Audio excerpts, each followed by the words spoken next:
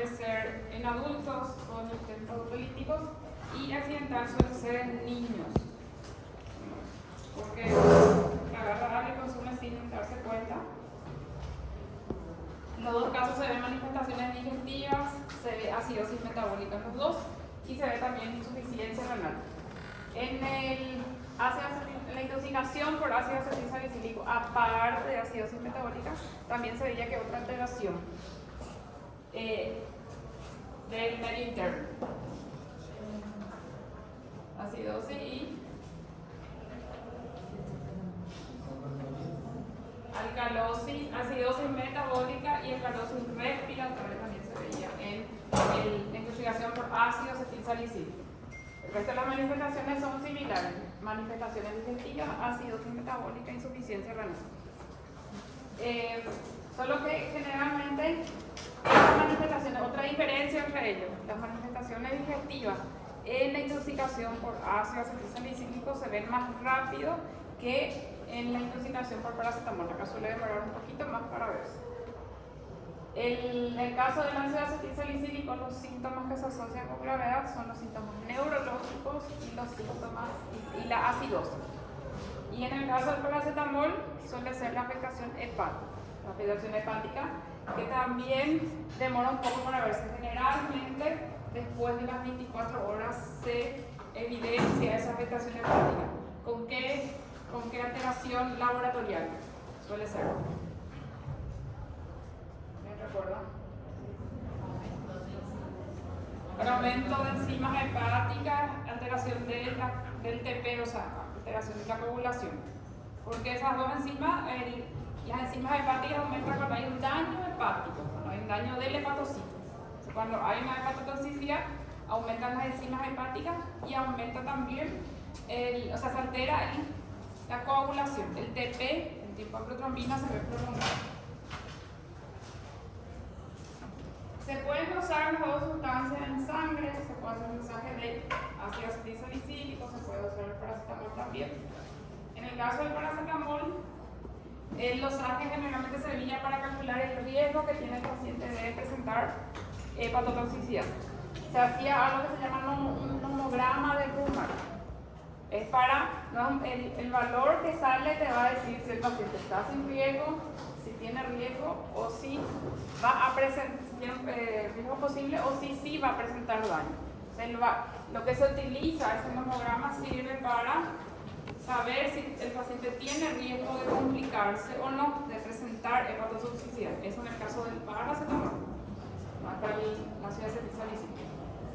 Y el daño hepático se producía en el hígado, obviamente porque se consume esta sustancia que es el glucagón, que se conjuga con metabolitos del paracetamol.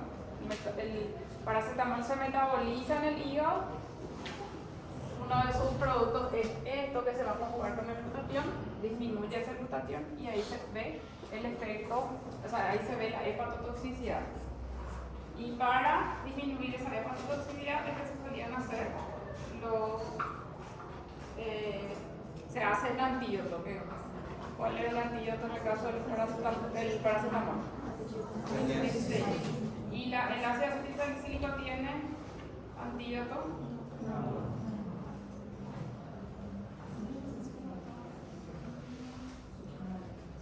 El paracetamol tiene antídoto, el ácido acetilsalicílico no tiene antídoto. En el resto de las manifestaciones que se hacen tratamientos sintomáticos, se corrige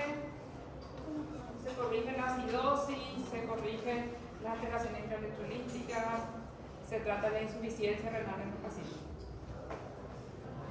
La acetilcisteína hay que dar lo más rápidamente posible para tratar de evitar ese daño en el paciente. ¿Alguna pregunta a ver sobre la parte de ácido acetilsalicílico y paracetamol? No tiene intoxicación por AS no tiene. Las otras intoxicaciones medicamentosas son también por benzodiazepina y opioides. Las dos sustancias son depresoras del sistema nervioso central. Van a producir disminución del nivel de conciencia, que puede ser una somnolencia hasta el coma del paciente. Los dos tienen antídoto. En el caso de las benzodiazepinas, ¿cuál es el antídoto? Flumazenil. Y en los opioides es naloxona. Los medicamentos que van a servir como antídoto. Entonces los dos tienen antídoto. En los dos casos se produce dependencia, tolerancia y síndrome de abstinencia. El paciente que consume benzodiazepina va a desarrollar dependencia. El paciente que consume opioides también va a desarrollar dependencia. Va a desarrollar tolerancia. Con los dos casos también se desarrolla. El paciente va a necesitar una dosis mayor para ver el mismo efecto que tenía al inicio. Si consumía para dormir una cierta dosis, con el tiempo esa dosis ya no le va a producir el sueño al paciente. Si consumía para el dolor, con el tiempo esa dosis ya no va a ser suficiente para el dolor, va a tener que aumentar su dosis el paciente. Y se va a producir síndrome de abstinencia si deja la medicación de ese paciente. Si es que deja de forma brusca, ¿cómo tiene que ser la retirada? De manera gradual, de a poco se tiene que sacar. Tienen manifestaciones que son similares, la miosis, la depresión respiratoria y la depresión del sistema nervioso central se ve con los dos también.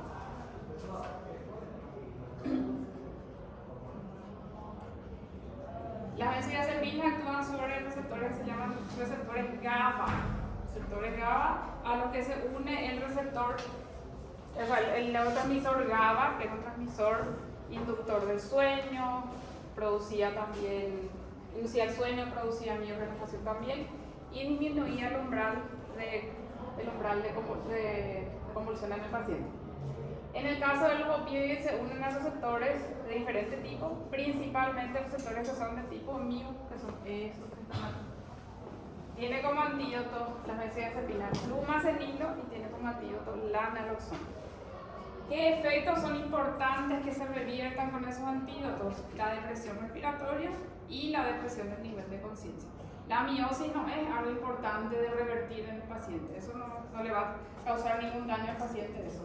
Pero sí, la depresión respiratoria y la depresión del nivel de conciencia tienen que revertir con esos medicamentos.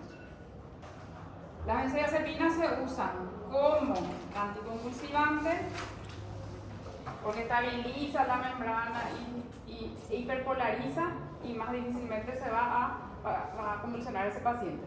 Produce un efecto ansiolítico, produce un efecto miorelajante y también sedante. No es analgésico. Las benzodiazepinas no son analgésicos.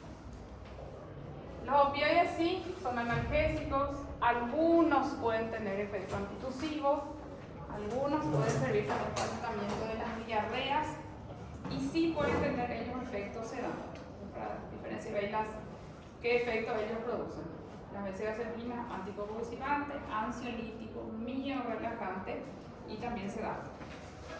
Este efecto sedante que ellos tienen en común, pues el efecto analgésico, antitusivo y antidiarreico son efectos diferentes.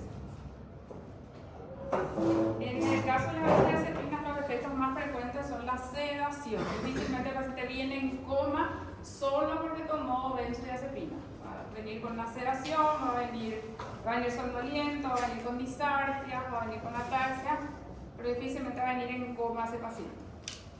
Los cuadros ahí suelen ser cuadros más leves, no son cuadros de mucha gravedad.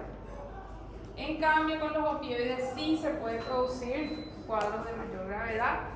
Es una causa frecuente de pérdida de conocimiento, de presión respiratoria, de paro respiratorio también. Y el efecto más grave justamente es la depresión respiratoria.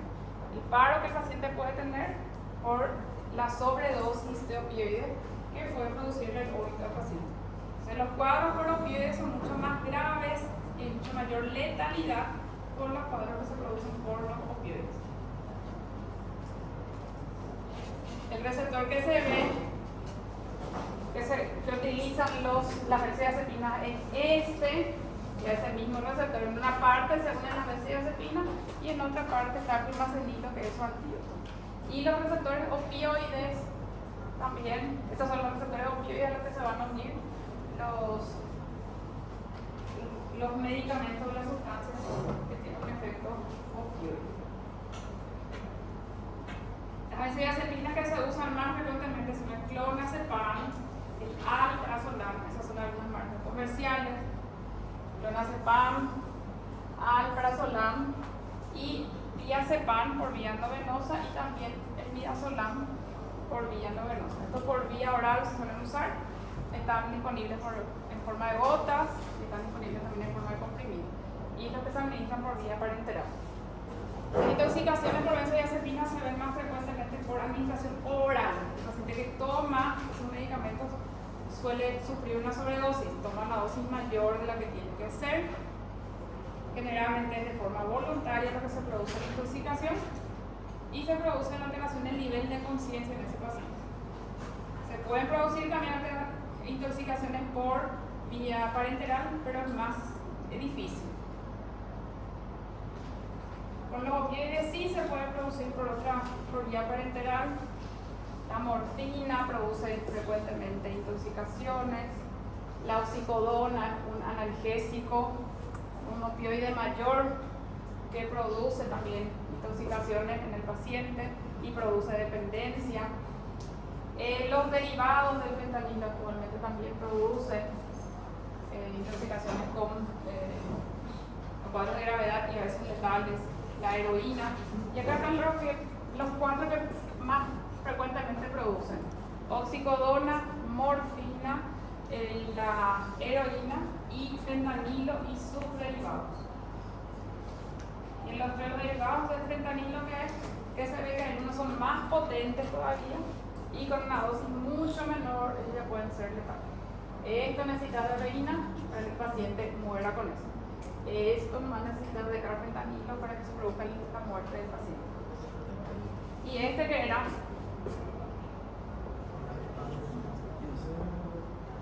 es uso antídoto, la naloxona, que también está disponible por otras vías para administrar por vía parenteral, endovenosa, intramuscular. La vía por la cual se va a administrar va a ser por la vía que más fácilmente se pueda hacer en ese momento. Si tenés por vía endovenosa es mejor. Solo que hay que tener cuidado para hacer, porque puede presentar la reversión de los efectos de los opioides de manera brusca, puede producir taquicardia, crisis hipertensiva, entonces por eso hay que hacer más lentamente, pero esa vía tiene un efecto más rápido. La otra vía es por vía intramuscular, en caso que el paciente no tenga una vía endovenosa o no tenga esté convulsionando, por ejemplo, está pudiendo hacer una vía. Entonces, en ese caso se puede hacer por esa vía, por vía intramuscular. Y este que es un spray nasal, que se va a colocar dentro de la fosa nasal y se va a apretar acá, para que se pueda, para tratar de salvar de ahí al paciente. ¿Por qué sirve también la vía intranasal? Porque les dije que era útil también. Porque la absorción del medicamento de esa sustancia es rápida, se absorbe bien por cualquier mucosa. Se le da por intranasal, la mucosa nasal absorbe rápidamente, tiene efecto rápido. Sí puede ser menos potente que la vía parenteral, pero va a servir para ayudarle en ese momento al paciente. Las benzodiazepinas se pueden administrar entonces por vía oral, parenteral, endovenosa y intramuscular, pero en el caso de uso de forma adictiva o como una droga recreativa, generalmente se administra más por esta vía. Los opioides sí se pueden hacer por otras vías. La vía transdérmica suele ser una vía que se utiliza en caso de pacientes con dolores crónicos. La vía inhalada se puede utilizar para fines recreativos, la vía parenteral también y la vía oral. Con los opioides hay mayor cantidad de vías de administración.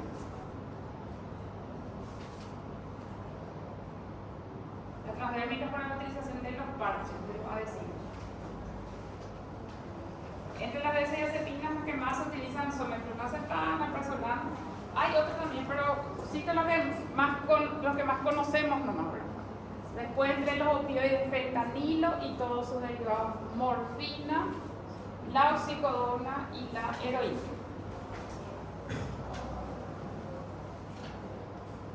No teníamos otros que se utilizan para otras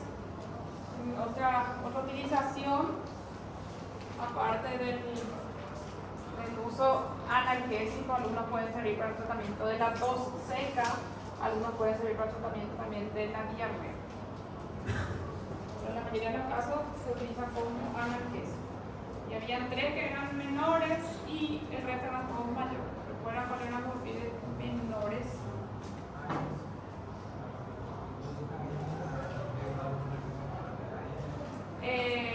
Entre los opioides los menores son codeína, tramadol y tapentadol. Son los menores. ¿Qué diferencia tiene con los otros? Que los opioides menores se utilizan para dolores que son moderados y los opioides mayores se utilizan para dolores intensos. Cuando se va a empezar una terapia con opioides, se inicia con codeína o se inicia con tramadol. Y si no mejora con eso, se pasa a los otros opioides. El tercero. Tapentadol. Tramadol, tapentadol y codeína. Tramadol, tapentadol. Tramadol y codeína se te escuchan más. Tramadol, tapentadol y codeína. En el tratamiento que se tiene que hacer, en los casos de los dos hay antídoto, entonces se administra el antídoto, el prismacenilo, que está contraindicado en este caso cuando todo ciclo que el paciente consumió es proconvulsivante o si el paciente es un epiléptico. ¿Qué efecto tiene la benzodiazepina? Hiperpolarizaba la membrana y dificultaba la despolarización, entonces más difícilmente va a convulsionar. Si vos le das un antídoto, entonces se ve lo opuesto. Se despolariza la membrana y si el medicamento es proconvulsivante, el paciente va a convulsionar. Y si el paciente es epiléptico, también va a convulsionar. Por eso no se tiene que hacer entonces el prismacenilo en caso de que se crea que consumió junto con la benzodiazepina un tóxico que es proconvulsivante.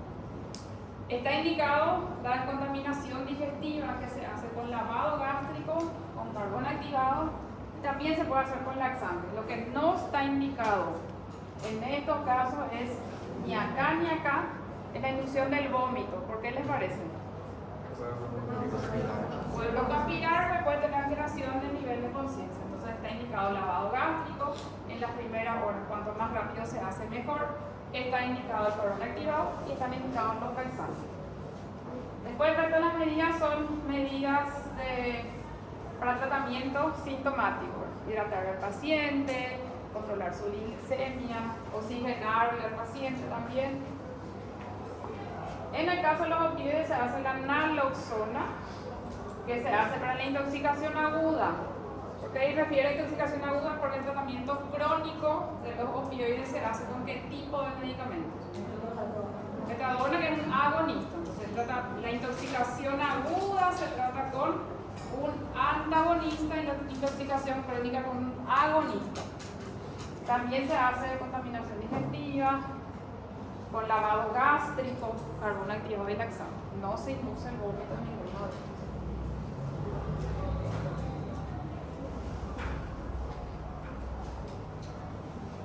¿Una pregunta de esa parte?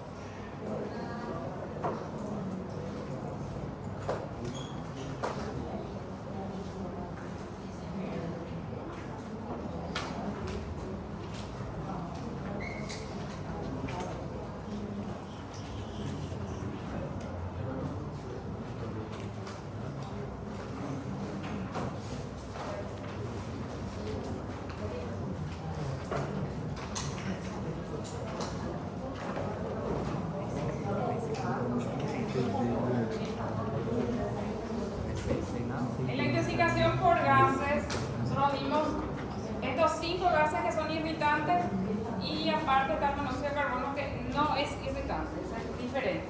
Estos son gases irritantes, el ozono, el amoníaco, los derivados del cloro, el sulfuro de hidrógeno y los vapores nitrosos, son todos gases irritantes. ¿Qué quiere decir eso? Que producen irritación de la mucosa nasal o de la mucosa ocular. Lagrimeo, rinorrea, broncoespasmo en el paciente Y algunos también podrían producir afectación pulmonar, afectación pulmonar, como por ejemplo edema pulmonar. Los gases irritantes producen afectación sobre el tracto respiratorio y también sobre las mucosas con las que entran en contacto. Sobre la mucosa ocular también pueden producir efectos. Y los no irritantes como monóxido de carbono, lo que van a producir es hipoxia y no van a producir ningún síntoma irritativo. No va a tener lagrimeo, ni rinorrea, ni broncoespasmo el paciente con intoxicación por monóxido de carbono. ¿Por qué se producen esas alteraciones con los gases irritantes? Porque alteran las membranas de las células epiteliales. Van a destruir eso y ahí se van a producir los síntomas irritativos. Y las manifestaciones dependían de la hidrosolubilidad de los gases. Los gases que son de partículas que son mayores producen afectación más rápida y afectación de vías aéreas superiores. Cuanto más chicos son el tamaño de las partículas, ellos demoran más para producir efecto, para producir principalmente edema pulmonar, y eso quería decir que podía demorar un poco más para que se vean los síntomas del paciente. Los gases que tienen partículas mayores, que son más hidrosolubles, rápidamente producen síntomas de irritación de vía aérea superior, y los que tienen tamaño menor producen afectación de vías aéreas inferiores y generalmente edema pulmonar, pero puede demorar más para que se vea. Por eso era que se indicaba siempre en la intoxicación por gases irritantes el reposo, porque eso puede acelerar y hacer que evolucione peor el paciente. El tratamiento en general, ¿a qué se refiere? ¿Qué es lo que vamos a hacer en todos los casos con esos pacientes? Dependientemente de cuál sea el gas, que sea ozono, que sea amoníaco, que sea sulfuro de hidrógeno. Hay que retirar a la víctima del sitio de la exposición con el equipo adecuado. Hay que sacarle toda la ropa al paciente, lavar la piel y lavar las mucosas. Las mucosas con agua o con suero, y la piel se puede lavar con agua y con jabón si no tiene ninguna lesión. Indicarle el reposo porque eso puede empeorar el cuadro del paciente. Y esto también se indica en todos los pacientes. Oxigenarle bien a ese paciente, administrarle broncodilatadores, porque si es irritativo puede tener broncoespasmo, puede tener chillido, y también los corticoides que tienen acción antiinflamatoria. Esto es algo que se va a indicar en todos los pacientes. De todos los 5 que vimos ahí,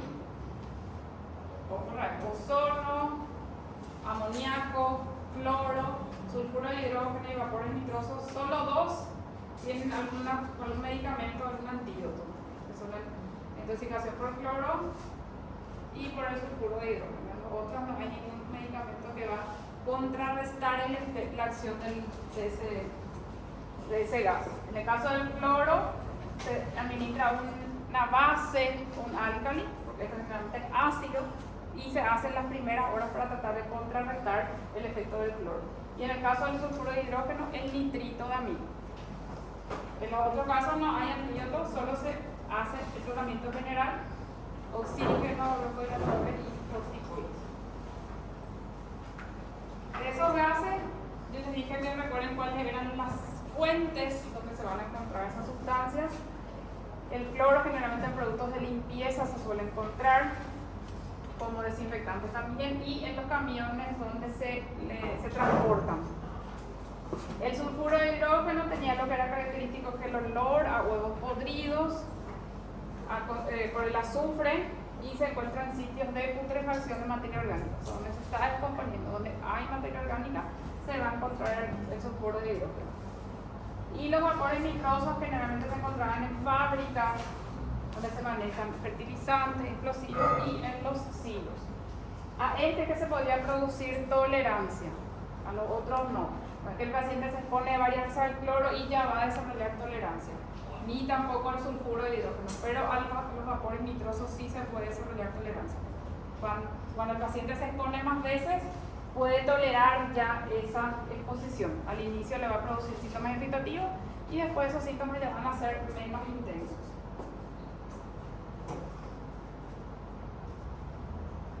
En el caso del ozono, otro gas que es irritante, El ozono forma parte de la atmósfera.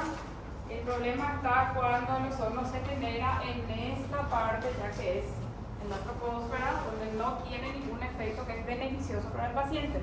Le dije también que el ozono que se utiliza como gas, como tratamiento terapéutico, es diferente al ozono que se produce por alguna descarga eléctrica, al ozono que se produce por en alguna fábrica. Es diferente. La presión que tienen es diferente y esa presión hace que uno tenga un uso terapéutico y otro tenga un efecto dañino. Entre el ozono y el amoníaco hay también características que son similares y algunas que son diferentes. El ozono difícilmente produce irritación de piel, tiene que ser alta la concentración para eso. En cambio, el amoníaco sí puede producir fácilmente la irritación en la piel. Ninguno de los dos se acumula porque son muy reactivos, eso quiere decir que entra en contacto, se libera y ya reacciona y no da tiempo de que se acumule. Los dos tienen este mismo efecto, no se acumulan, predisponen a complicaciones respiratorias crónicas, eso sí, si el paciente se expone varias veces o el paciente se intoxica, tiene riesgo de presentar una hiperreactividad bronquial. Acá la diferencia entre ellos entonces es el efecto que tienen sobre la piel. Solo cuando las concentraciones son muy altas se ve irritación en la parte de la piel. Este forma parte de la atmósfera, se puede producir por alguna industria o se puede producir de forma natural también. El amoníaco se utiliza como en productos no solo productos de limpieza, sino productos farmacéuticos y principalmente productos de refrigeración. Para refrigerar algunos productos se utiliza también. Y se puede encontrar en concentraciones bajas en productos de limpieza. Y los dos son también irritantes. La intoxicación por eso no tiene antídoto. Retirarle al paciente, higienizarle al paciente, sacarle todo lo que pueda quedar por la piel, administrarle oxígeno, broncodilatadores y corticoides, solo eso. Hasta ahí ya no me pregunto.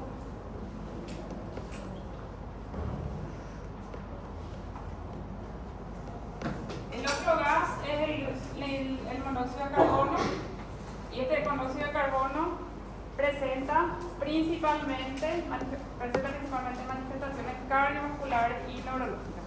El monóxido de carbono se producía por la combustión incompleta de una sustancia. Hay muchísimas fuentes que pueden producir o pueden liberar monóxido de carbono habitualmente. O sea, estamos en contacto con muchas fuentes habitualmente de monóxido de carbono. El monóxido de carbono se unía a la hemoglobina y tenía mucha mayor afinidad que el oxígeno. Entonces le desplaza el oxígeno y va a producir hipoxia en el paciente. Esa unión de la hemoglobina al monóxido de carbono producía la carboxiemoglobina. Los pacientes que están expuestos habitualmente a fuentes de monóxido de carbono pueden tener valores más altos que otros que no están expuestos a eso. Los fumadores también tienen valores más altos de carboxiemoglobina, los pacientes que fuman. Y acá las manifestaciones principalmente las cardiovasculares y neurológicas a consecuencia de la hipoxia. Estos son tejidos, el tejido cardíaco, el tejido cerebral, son tejidos que son muy sensibles a la falta de oxígeno. Entonces, si es que el paciente entra en hipoxia, va a tener manifestaciones cardiovasculares por hipoxia, va a tener manifestaciones neurológicas. Puede tener somnolencia, pérdida de conocimiento, convulsiones por la hipoxia, puede tener a lo siguiente cerebrovascular por hipoxia también. Y en las manifestaciones cardiovasculares, arritmias, isquemia, son infartos, se puede ver también por eso. Esa es la consecuencia de la hipoxia entonces. El diagnóstico se va a hacer por la sospecha clínica que tiene el paciente, por la clínica, y porque hay una fuente de intoxicación probable. Y la confirmación sí se hace por análisis laboratorial, dosaje de carboxiemoglobina y monóxido de carbono en aire expirado. Con esos dos se sospecha, se confirma el diagnóstico. Si está por encima de los valores normales de sangre o en el aire expirado, se va a hacer el diagnóstico de intoxicación por monóxido de carbono. En nada pido valores, solo sepan con qué se hace el diagnóstico, con qué nos vamos a confirmar, por dosaje de carboximomelaina o de monóxido de carbono en aire expirado. El antídoto es el oxígeno, el antídoto para la intoxicación por este es el oxígeno. ¿Por qué? Si tiene mayor afinidad, el monóxido de carbono igual va a ser el oxígeno, justamente a una FiO2 alta sí puede competir. Si vos le das el monóxido de carbono a una concentración, a una FiO2 alta, sí va a ser capaz de desplazarle otra vez, de sacarle el monóxido de carbono y que se una otra vez el oxígeno. De la forma que se tiene que competir con el monóxido de carbono es con la administración de oxígeno a FiO2 alta o el oxígeno hiperbárico. El oxígeno hiperbárico tiene también sus indicaciones de administración. Las manifestaciones neurológicas, cefalea es de cuadros leves, palpitaciones de cuadros leves, pero después ya la pérdida de conciencia, la focalización que puede tener el paciente. Las convulsiones son manifestaciones graves ya. Acá también arritmias o infartos son manifestaciones graves. ¿Y en qué casos considerábamos que es de gravedad el cuadro del paciente? Ahí teníamos las manifestaciones que se ven, o sea, tres tipos en tres grupos podemos dividir. Primero, embarazadas y niños siempre van a ser considerados como pacientes graves. Gestantes y niños. Segundo, clínica neurológica y cardiovascular también si presenta una manifestación neurológica o cardiovascular es grave también el paciente. Y si presenta valores aumentados, valores altos de monóxido de carbono, ya sea por carboximomelaina o por monóxido de carbono en aire expirado, y acidosis, láctico metabólico. En el perfil del paciente, gestante y embarazada. En laboratorio, alteración de aumento del monóxido de carbono y acidosis. Y clínicamente, manifestaciones neurológicas y cardiovasculares. Este tipo de gas no es irritante. Acá cuando hablamos de manifestaciones no hablamos de ninguna manifestación respiratoria. O sea, no está hablando de broncoespasmo, ni de estridor, no está hablando de chilidio, no está hablando de rinorrea, de nada de eso. No hay ninguna manifestación que sea irritante. ¿Una pregunta hasta ahí?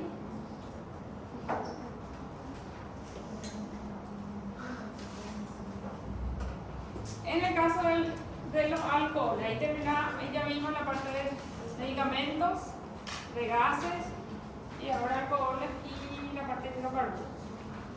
En el caso de los alcoholes, también son depresores del sistema nervioso central, así como también son las benzodiazepinas y los opioides. Ellos entraban todo entre las causas de síndrome de depresor del sistema nervioso central, entraban los alcoholes, las benzodiazepinas, los opioides y también el otro grupo que tenemos que ver que son los hidrocarburos. Toditos son depresores del sistema nervioso central. Las manifestaciones que tienen son digestivas, después aparecen las manifestaciones neurológicas y también ellos producen acidosis metabólica. Intoxicación por esto y por esto producen acidosis metabólica en el paciente. Las manifestaciones aparecen más rápidamente en la intoxicación por etilenglicol. Ahí se ve más rápido.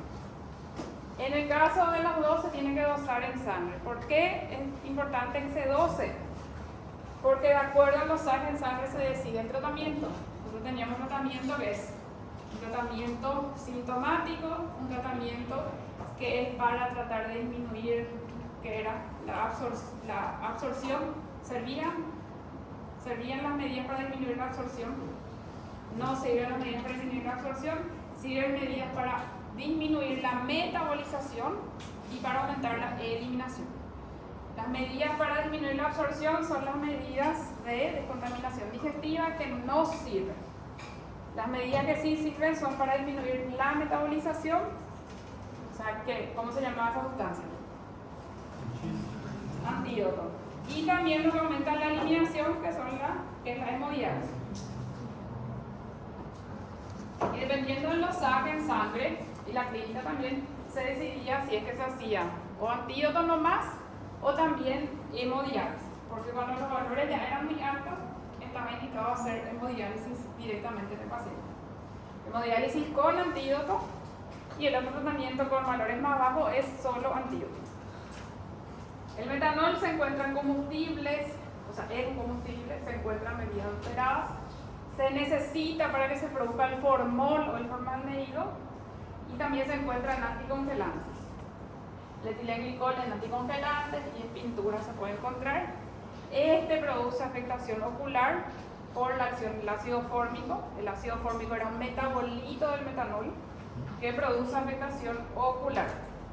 ¿Qué sustancias le daban para que se metabolice más rápidamente esto? Que no es el antídoto. ¿Qué?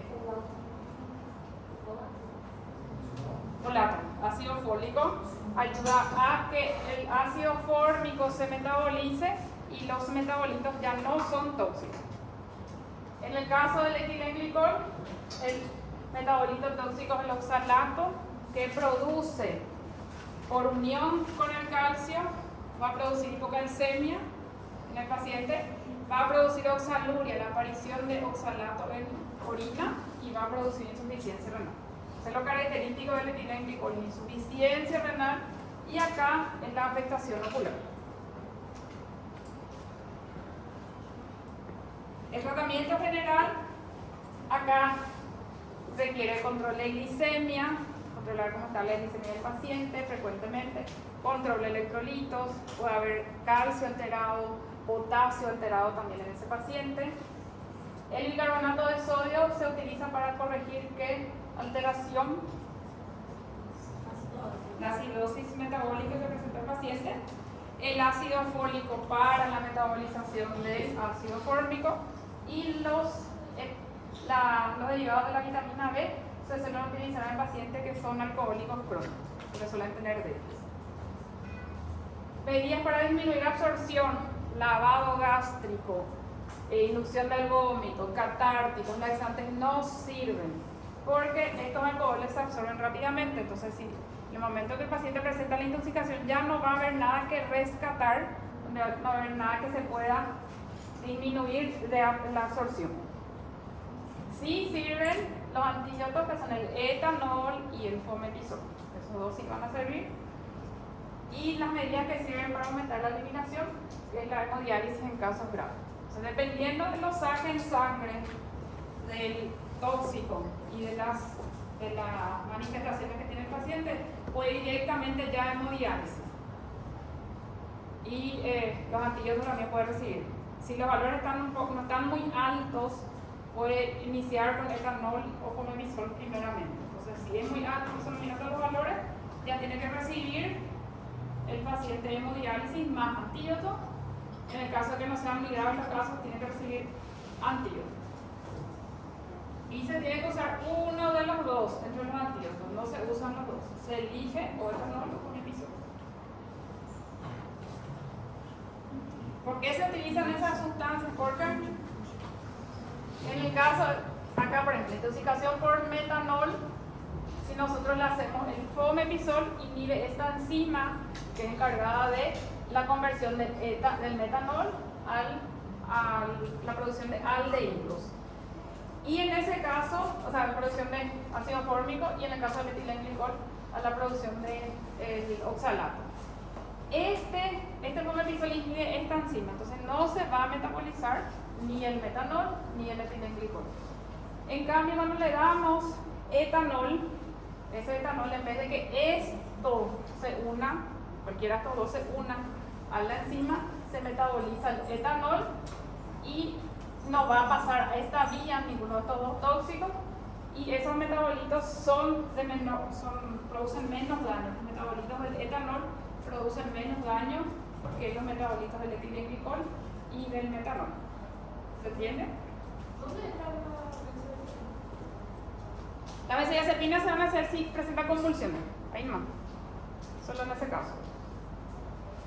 Acá entonces, ¿por qué se usa esto? Porque los metabolitos que van a producirse por el etanol son menos tóxicos que los metabolitos del etanol y del etilenglicol. ¿Cómo elegimos cuál usar? Depende de lo que tengas. Depende de lo que tengas disponible, depende de dónde estés, porque les dije que tenía que recordar cuáles son las ventajas y desventajas de cada uno de ellos. ¿Con cuál hay más experiencia? ¿Con cuál se tiene más experiencia, más estudios, mayor cantidad de pacientes? Etanol. ¿Cuál es más barato? Etanol también es el más barato, hay mucha más experiencia, es un medicamento que es mucho más barato y más fácil de encontrar, pero la ventaja es que se tiene que controlar también cuando se administra eso. Dijimos que se tiene que dosar el etanol o el etilenglicol, el metanol o el etilenglicol cuando el paciente llega a consultar, pero también si recibe etanol se tiene que dosar eso. Entonces la ventaja es que tiene menos afinidad que el otro que el omeprazol, requiere su monitoreo, tiene que estar internado también en cuidados intensivos ese paciente. Podemos producirle una intoxicación por etanol al paciente si no controlamos bien el dosaje que está recibiendo ese paciente. El omeprazol es más caro, no está disponible en todos los lugares, pero presenta menos efectos adversos y presenta mayor afinidad por la alcohol deshidrogenasa. Y no hace falta controlar su nivel. Se utiliza solo uno de los dos, no se usan los dos, se elige uno de los dos, no se usan ambos. Se utilizan cuando los ángeles tóxicos altos, presenta acidosis, presenta síntomas asociados al tóxico, o sea, presenta manifestaciones oculares o manifestaciones renales, dependiendo de cuál sea el tóxico. Los dos se tienen que administrar en bolo, o sea, se hace una dosis alta y después se hace una dosis de perfusión, de mantenimiento. Si se hace el fomepizol, solo se dosa el tóxico. Entonces, si se intoxicó por metanol y le das fomepizol, o se intoxicó por etilenglicol y le das fomepizol, solo vas a dosar el tóxico y no el nivel de fomepizol. En cambio, si vos le das etanol, tenés que dosar tanto el tóxico como el etanol. Hay que controlar cada 6 horas el nivel de etanol en sangre para que no se produzcan intoxicaciones etílicas también en el paciente. Cuando se usa etanol, si estamos tratando con un paciente alcohólico, se tienen que usar dosis más altas para el mantenimiento que en el paciente que no es un paciente alcohólico crónico, es un consumidor habitual. Si tiene afectación renal o hepática, está indicada la hemodiálisis en el paciente. Cuando está indicado entonces si los valores son muy altos o si tiene alguna insuficiencia renal o hepática, ahí se indica la hemodiálisis. ¿Alguna pregunta? ¿Alguna cosa?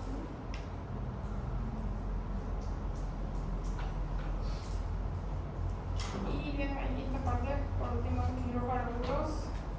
Los hidrocarburos también son depresores. Todo lo que estamos viendo hasta ahora son sustancias que son depresores del sistema nervioso central también. Se encuentran en forma aislada, o sea, yo puedo encontrar a lo que es solo hidrocarburo como puedo encontrar que el hidrocarburo está dentro de algo.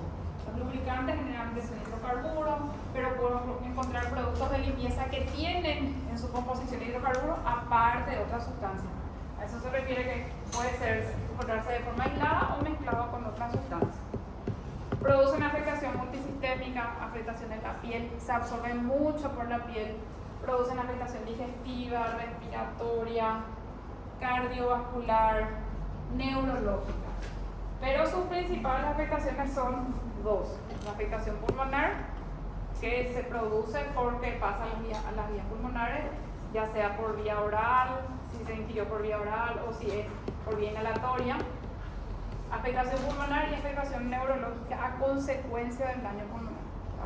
A pesar de que afecta a varios sistemas, esas son las manifestaciones principales: afectación pulmonar y afectación neurológica. Los hidrocarburos son derivados del petróleo que se van extrayendo de acuerdo a la temperatura a la que se le va sometiendo al petróleo bruto. Entonces ahí se pueden obtener diferentes tipos de compuestos que pueden ser gases, pueden ser sólidos o pueden ser líquidos. Y puede utilizarse directamente ese producto o ese derivado del petróleo formar parte de otro producto de otra vez. No tiene antídoto la intoxicación, no tiene ningún antídoto. El tratamiento es sintomático y se divide en dos tipos de pacientes. Pacientes que son sintomáticos tienen que quedarse internados y pacientes que son asintomáticos se van a hacer control ambulatorio, o sea, se va a ir a la casa, se va a consultar, el paciente no tiene ninguna manifestación y va a estar en control ambulatorio por 48 horas. Después se le da ya su alta definitiva a ese paciente. En cambio, los pacientes asintomáticos tienen que quedar por lo menos un día internados y después se evalúa si se puede ir o no a la casa. Este hidrocarburos se absorben mucho por la piel, la intoxicación se puede ver por vía inhalatoria, vía digestiva y por vía cutánea también. Se absorben mucho por la piel. Se tiene que lavar bien al paciente, sacar todo lo que quede en la piel para evitar que se siga absorbiendo. Si es por vía inhalatoria, se tiene que hacer por administrar oxígeno, nebulizaciones. Y por vía digestiva se podía o no hacer lavado gástrico. ¿Cuándo se hacía el lavado gástrico? Si la intoxicación es ¿a partir de cuándo? Mayor a 1 ml por kilo peso. Es un cálculo estimativo, ¿verdad? Si es mayor a 1 ml por kilo peso, se tendría que hacer el lavado gástrico en el paciente. Si no, ¿qué se hace? Solo laxantes. En todos los casos se va a hacer, si es por vía digestiva se hace laxante, se hace purgante, laxante, catártico, que es lo mismo. Lo que va a variar de acuerdo a la cantidad que consumió es si va a recibir lavado gástrico o no. Si se calcula que la ingesta es menor a 1 ml por kilo peso, no se hace. Si se calcula que es mayor a 1 ml por kilo peso, sí se tiene que hacer.